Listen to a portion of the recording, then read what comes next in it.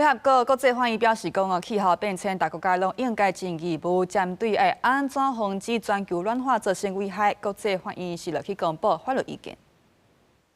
在荷兰海牙联合国国际会议 （ICJ）23公布一份为时代法律意见，因为气候变迁对存亡造成真紧急的威胁。ICJ 法官阁指出，各国有法律义务防止造成的全球暖化污染造成危害。Unanimously is of the opinion that the breach by a state of any obligations identified in response to Question A constitute an internationally wrongful act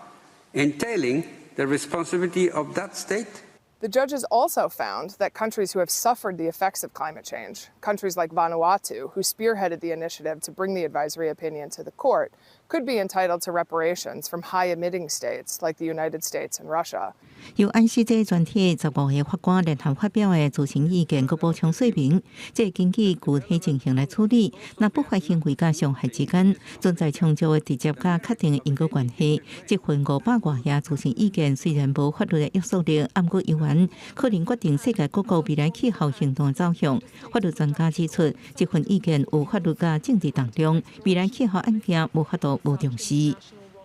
This is a victory for our planet, for climate justice, and for the power of young people to make a difference. For small island states, communities in the Pacific, and for young people, and for future generations, this opinion is a lifeline